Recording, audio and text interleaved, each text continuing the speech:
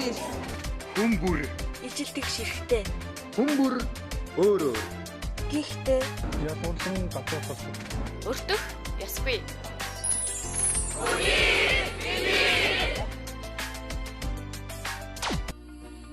Хэд бүтцийн хүртээмжгүй байдал ерөөсөө хараагүй хүмүүсийг шууд одоо гэрийн хорионд оруулахад хүргэдэг. Гэрэл дохион дээр ирээд зам хөндлөн гарахад ярддаг дохио байдаггүй.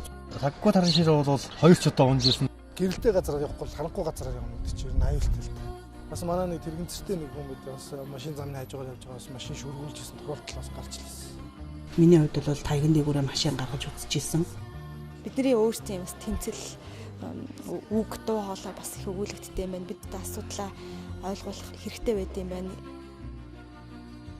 Хөгжлийн бэрхшээлтэй иргэний нийгмийн хамгааллын тухай хуулинд зааснаар бие махбод оюун санаа, сэтгэл мэдрэл, мэдрэхүйн согоггийн улмаас бусдын адил нийгмийн харилцаанд оролцох чадвар нь бүрэн болон 12 сараас дээш хугацаагаар хязгаарлагдсан хүнийг хөгжлийн бэрхшээлтэй гэж ойлгоно.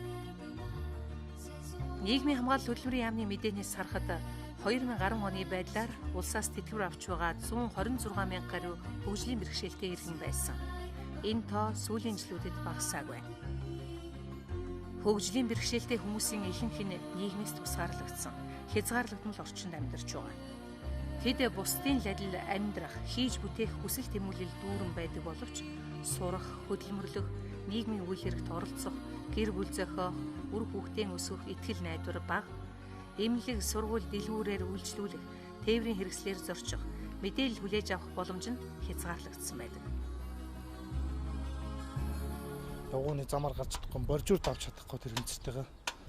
Тэгээд явгууны замаас гадна албан байгууллагууд бас ер нь бол ихэнх албан байгууллагууд юм налуу зам тэрэгцэртүүний зам байдаг л дээ. Яагаад гэвэл одоо хаан улд дүүргийн жишээ нь хаан улд дүүргийн эмнэлэг байна л та. 4 давхар. Тэрэндээ ингээл ороод үзүүлийгээд тэгэхэд ямар ч тийм тэрэгцэртэн хүн явах зам байхгүй. Үүднээс авахгүй л юу нь бол тэгэл амар шаттай. Тэгээд хүн гууд дандаа л ер нь бол хүн гууд л тэгэл хүн гуйна гэдэг чинь тэгэл зарим нэг нь бол яг тэгэл туслаад татаал ингээл яваал зарим нэг нь бол харчаал тэгэл яваалах жишээ тийм.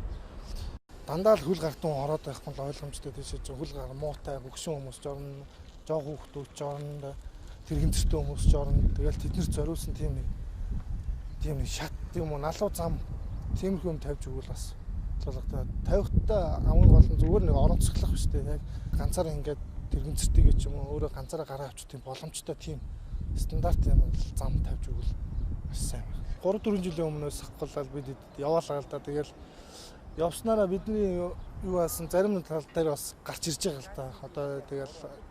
Одоо энэ хойтлын 100 айлын юу гаргахад л хэдэл чинь одоо налуу замгүй байсан. Одоо тэгэл тэр чигтээ бүгд налуу замтай болж байна. Тэрүүгээр одоо бид нар бас хавраг саадгүйч орчиход бараг л болж байна л да. Тэрэгцэртэй иргэдийн үндэсний холбоо 260 гаруй гишүүнтэй. Гишүүдийнх нь 3/1-ийг 35 хүртэлх насны залуус эзэлдэг. Булган бол тэдний л нэг. Тэрээр нийгмийн үйл хэрэгт идэвхтэй оролцдог. Эрхийнхээ төлөө тэмцдэг залуу. Орж гарах, явж суух бүрдээ хүний эрх чөлөөгөө бүрэн эдэлж чадахгүй байгаагаа мэдэрдэг ч явандаа өөрчлөлт. Булган мэдээлэл тэрэгцэр ашигладаг хүмүүс. Сонсгол, хараа, хэлээрээ хэрэгшээлтэй хүмүүс.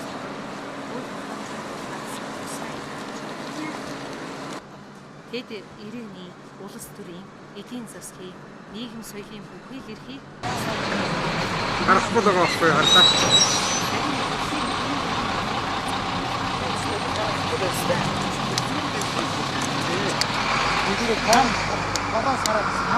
Яг ингээл амьдрал дээр одоо бусдад адил хөлмөр эхлээл ажилтаа ингээл бай гэдэгтэн зэрэг ер нь бол дэд бүтцийн орчин манай оронд бол нэлээд муу л та. Одоо чөлөөтэй гараад ажилтаа ярих очих тийм боломж тэрэгцэртэй буюу тэгээ хөлөөний бэрхшээлтэй хүмүүст бол нэлээд хомс. Дээрээс нийтийн тээврээр зорчих боломж бас байдаггүй. Тэрэгцэртэй хүмүүсийн хувьд сонсголын бэрхшээлтэй хүмүүсийн хувьд бас нөгөө аль буудал ямар буудал зарлагдаггүйгээс одоо аль буудал дээр явж байгаагаа мэдэхгүй. За харааны бэрхшээлтэй иргэдэд хувьд ч гэсэн нөгөө зориултын тактилын зам энэ төр байдаггүй учраас яг тэр нөгөө ажилдаа ирэх очих нөгөө бусдын адил нийгэмд оролцох эрх нь бол байнгын хязгаарлагдаад тэр байдлаасаа болоод нөгөө нийгмээс тусгаарлагддаг. дэд бүтэц одоо орчин нэг хүртээмжтэй болгосноор одоо хөгжлийн бэрхшээлтэй хүмүүсийн нийгмийн оролцоо илүү сайжирна гэж бас харж байгаа. Тэгээд энэ давуугаа бид нэр 2011 онд шинээр тавигдсан явган хүний зам дээр үнэлгээ хийсэн байгаа. Энэ дээр бол нэлээд олон байгууллагатай хамтарч ажилласан Мерсикор олуулсан байгууллага. За тэгээд Дэлхийн банк нийгмийн хариуцлагын төлөөх сүлжээ гэдэг энэ байгууллагатай хамтарч ажиллаад энэ аргачлалыг бас боловсруулсан иргэдийн тайлангийн карт гэдэг. За дээрээс нөгөө замын инженер хүмүүсээс бас мэргэжлийн зөвлөгөө авсан. Тэгээд яг стандартын үзүүлэлтүүд байдаг. Стандартуудаас бид нэр хараад ингээд 17 үзүүлэлтийг гаргаж ирээ. Тэрнийхээ дагуу 15 тэрэгэн зэрэгтэй иргэн ингээд яг үнэлгээний баг болоод 2 өдрийн турш явж үнэлгээ хийсэн байгаа. Тэгээ өөртөө яг хэмжилтийн багжаа бариад тэгээ за яг налуултын градус 2% байна уу үгүй юу гээл те замын өргөнгөө 3100 мм байна уу үгүй юу гэдэг дээр яг ингээд хэмжилт хийж үзсэн байгаа. Үнэлгээний дүнгээр бол яг нийт стандартын хэрэгжилтийн байдал бол одоо маш сайн гэсэн үнэлгээг бол нийт замуудын 5.8% авсан. 64.7% нийт замуудын 64.7% нь ерөнхийдөө дунд гэсэн үнэлгээ авсан байна. Тэгэд энэ юуг харуулад байна вэ гэхээр яг стандартыг нөгөө баримталж хийж байгаа сайн зам бол маш цөөхөн байгаа.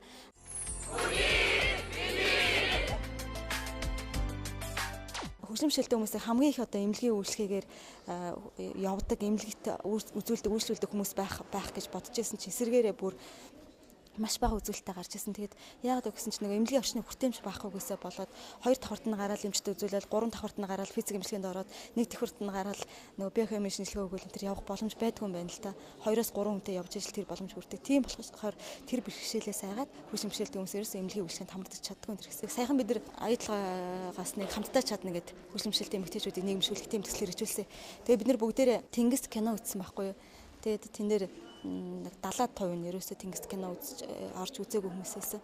Тэгэхээр яагаад ингээд тэнгис кино үзэх хэрэггүй. Тэр тэнгисийн тэр олон шатаар чинь бид нар яаж гарах юм. Тэгээ дээрээс нь ингээд кино үзэхийн төлөөнөө таксидаал ирээл буцаал таксидаал гэртээ харна гэдэг чинь нөгөө маш их өндөр зардалтай болчихж байгаа гэдэг. Тэгээд тэр мэтчлэнгээр ингээд энэ бол зөвхөн жишээ шүү дээ. Тэгэл одоо дуртай өсчөндөө орж чадахгүй байх тий. Дуртай дэлгүүрээрээ орж чадахгүй байх. За тэгээд боловсролын үед бол бүр нэлээд хүнд ихтэй сургуулиуд чинь тийм налуу замтай лифттэй ихтэй сургуулийн оюутны байр хийдвүлээ, оюутны сургалтын танхимж хийдвүлээ тий. Тэгэхээр ерөөсөө ингээ боловсролын асуудал бас ингээ хаагдчихдаг. Хөдөлмөрийн чадвараа бүрэн алдаагүй, ажил хийж амьдралаа аваад явах чадвартай хүн хөгжлийн бэрхшээлтэй иргэдийн дунд олон бий. Гэвч тэдний нийгмийн харилцаанд оролцох эрүүл сарвал хүний нэгэн адил амьдрах боломжийг иргэдэн боддоггүй, стандарт барьдаггүй дэд бүтэц хязгаарлаж байдаг. Уучлаарай ихчээ, би завгүй болчихлоо. Таныг дагуулж гадуур явж амжихгүй.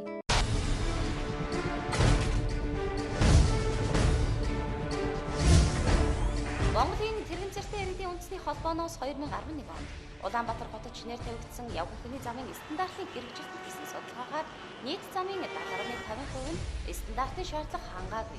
Хөгжлийн бэрхшээлтэй иргэд биедан зорчих боломжгүй гэсэн дүн гарсан байна.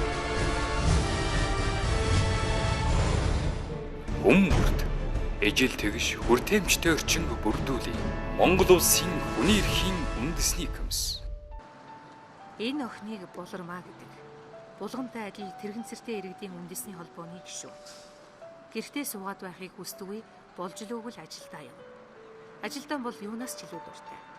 Гэрээсээ дөнгөж гаравтал бусдынхаа адил бэрхшээл амсдаг болохоор өдөр бүр гэрийнхнийхээ нэгээр хөргүүлэн бас ахуулна. Тэгээд ч тэрэгцрээ сайн жолоодож чадахгүй болохоор ганцаараа гадуур явхаа сайдаг. Гадаадын орнуудад тэрэгцэр ашигладаг хүмүүст тусгай автобусаар үйлчилдэг гэж сонссон. Манайд ийм автобустай болоосай. Тэгвэл хүссэн газраа хүрч, дуртай дэлгүүр үсчнэрэн орж, хүссэн киногоо үзгэсэн гэж мөрөөддөг. Замаар гарна гэж амар бодоод чинь зам ам тийм болохоор гэрлийн тохоо хастай баруун инээр бууж амжаагүй байдлаар тохооноосоо тэгээд нийлээ удаан гэрлийн тохоо дээр зогсох чинь тэгээд за хүний тусалцаа гарч иж зам гарах гэдэг л та. Би одоо автобустай бууд дээр ихээр чинь зарим автобустай зогсчихгүй тийм буудаас өнгөрөө зогсчих юм дээ. Хүнээр дөрөөсөө яг төрүүлээд газ очоод хүмүүстээ уралдан байраа суун тэгээд хэрэг тэгэл ганцаараа явж байгаа нөхцөлд байна. Тэгэл ажил дуртай олон нийтэд ингэ гадуур дотор явмаар байдаг. Тэгээд адагдаад нэг дэлгүүрт орё ч гэсэн тэгээд налуу зам байх заавал хүмүүст ийшээ гаргацаад өгч гээд Тэгээд тэрнээсээ төвшөөд олон хүмүүс гэрээс авчихсан. Ямар үргэлж ихч дүүгээрээ тосуулж хөргүүлээд байл таньж. Өнөөдөр гэрээсээ хүн ирээд хэрэггүй ганцаараа яваад харъя гэж хэлчихсэн. Сая хүн амтан гуйж байж зам гаргуулсан. Одоо харин унаандаа яаж сууя да. Төрөний автобус суулгалгүй хаяаж явчихсан. Дараагийнх нь авдаг болов яадаг. Уг нь хуулиндаан худалдаа, тээвэр, холбоо, эрүүл мэнд, нийтийн үйлчлэгээний байгууллага, хөгжлийн бэрхшээлтэй иргэнд тэргүүн ээлжинд үйлчлэнэ гэж заачсан байдаг. Саяны хідэн залуу шиг жолооч тааруулж суулгах л. Харин хаалгаар нь яаж өрөндөө? Туслах хүн таарах болов уу яах вэ?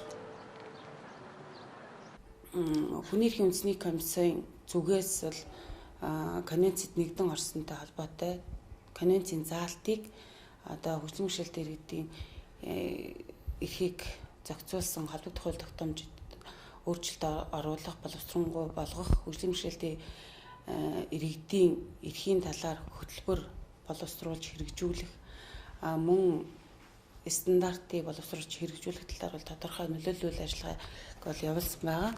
За конвенцийн одоо хамгийн гол зарчмуудын нэг бол хүртээмжтэй байх гэсэн юм зарчим байдаг. Энэ зарчим нь одоо юу вэ гэхээр хөгжлийн бэрхшээлтэй хүмүүс одоо бусдын нэгэн адил эрхээ эдлэхэд одоо ямар нэгэн саад татвар учирч байхад одоо тэр саад татварыг арилгах бол чиглэгддэг. Одоо өөрөөр хэлбэл налуу зам, одоо өргөн хонгил, одоо braille үсгээр бичигдсэн одоо мэдээлэл, тэгээд одоо дохионы хэлний орчуулагчтай байх зэрэг ийм одоо эрхүүдийг одоо хангах байдлаар л хүртээмжтэй байдлыг бий болгоно гэсэн ийм бол зарчим байдаг. Нэгдсэн үндэсний байгууллагын конвенцэд бол нэг гол тунхаглаж өгсөн юм нь бол хөгжлийн бэрхшээл гэдэг бол тухайн хүүхний асуудал биш юм аа. Хөгжлийн бэрхшээлийг бол орчин бий болгож өгч идэг. Өөрөөр хэлэх юм бол бид нар гудамж зам талбайгаар явж чадахгүй үнэн хараагүй. Гэхдээ тагтаал зам нь дууд гэрлэн дохион тэр ярддаг тээврийн хэрэгслэн байх юм бол бид нар шууд нийгмийн харилцаанд бусдад адил ороо явчихна. Тийм юм зүйл байхгүй учраас бидний нийгэм маань хөгжлийн бэрхшээлтэй болгоод байдаг тийм. Тэрийг бол сайн улс орнууд ойлгоод энэний төлөө бид нар ажиллах хэрэгтэй мэн гэдэг дээр дуун нэгдээд манай улс бол нэгдээд орцсон. Ингээ хууль тогтоомжийн хувьд бол хангалттай байна. Гол нь өнөөдөр учирч байгаа гол бэрхшээл маань яг энэ хууль тогтоомжууд маань хэрэгжих төвшөнд очиод ирэхээр ерөөсөө ямар ч явцгүй таг зогсчдаг. Өөрөөр хэлэх юм бол бид ингээд өчнөө стандартаа болоо, хуультай болоо гэж баярладаг. Яг нөгөө энийг хийх ёстой хүмүүс дээр очиод ирэхээр нөгөө хүмүүс маань энэ зүйлийг мэддэггүйгээсээ болоод хийдэггүй. Жишээлх юм бол нодлон жил ихтэл дүүргүүдэд тэр төгрөгийн бүтээн байгуул замд хийлээ гэж ярьж байсан. Тэгээ тэр хүрээндээ явгууны зам хийсэн л дээ. Явгууны замын стандарт гэж байдаг. Гэтэл нөгөө зураг төсвийг гаргаж байгаа нөгөө архитекторууд маань нөгөө хийж байгаа хүмүүс маань тэр стандартаа мэддэггүй. Тэгээд нөгөөх маань эцсийн байдлаар хийгддэг. Хэрэглэгч бид нар очиод үзэхээр ерөөсөө бидний хэрэгцээнд нийцэггүй байдаг. Жишээлбэл би хэлээ л да нөгөө дууд гэрлийн тохиог л манай Монгол улсад ер нь 3 байсан л да. Нэг нь төв шуудангийн тэнд 120-ын тэнд тэгээ 100 хойлын тэнд байсан. Тэгсэн чинь нөгөө дууд гэрлийн тохиог маань олон улсын стандарт нь яадаггүй. Тийм нам давтамжийн тийм авиа өгч идэг байхгүй юу? Ингээд жоохон нэг хүнд тийм юу биш, чиртэй биш. Тэгээ 12 болоод нөгөө шар гэрэл асчдаг ч тэр үед нөгөө авиа манд гарахаа байчдаг. Гэтэл манай энд бол яасан гэхээр за улаан гэрэл аслаа шүү зогсорч гэдэг ногоон гэрэл аслаа яваарэ гэд хүн ярьдаг гэж байгаа. Тэгээ нөгөөх нь нөгөө шүн өдргөө ярьдаг.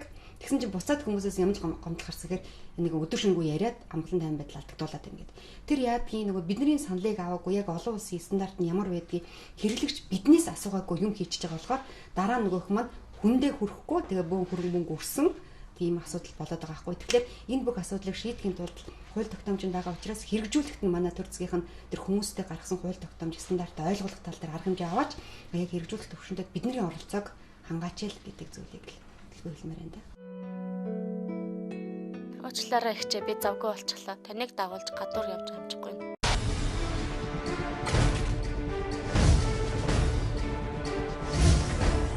Монголын тэрэгцэртэй иргэдийн үндэсний холбооноос 2011 онд Улаанбаатар хотод шинээр тавигдсан явган хүний замын стандартлыг хэрэгжүүлэх гэсэн судалгаагаар нийт замын 70.50% нь стандартын шаардлага хангаагүй.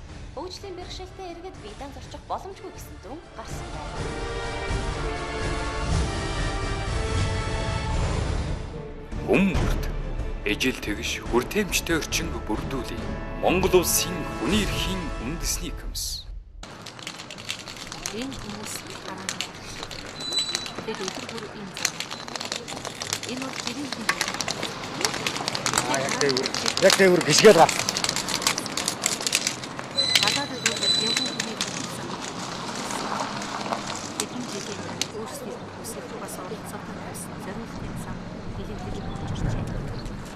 Хичнээн илэрсэн ч хаягаараа мэдүүлэн зүгж болж.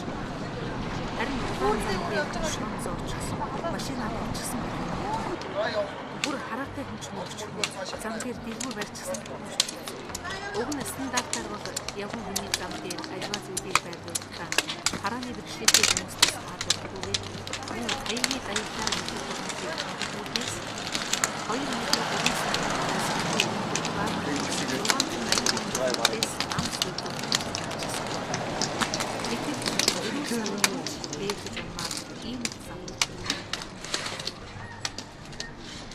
Таршаар бол бас унжсэн л хэдийд унжсэн удаа унсан. Тэгэл мөн өвдөг дохоогоо шалбалах, ташаалгаагаа гимтэх гэл тиймэрхүү гэмтлүүд бол авчаасаа. Бид нар унах ёстой, нэгэд эдгээр унгаах ёстой гэсэн шиг тийм нэг тийм сонио ойлголттой. Эргээгээд унлаа бэртгээд хэн хандхаа мэдэхгүй. Тэгээд одоо өөртөө нэгсэндээ өөртөө гутралаар хараагүй болсон одоо нэгсэндээ гутрах маягийн болол өнгөрдөг. Энэ бол нууц биш.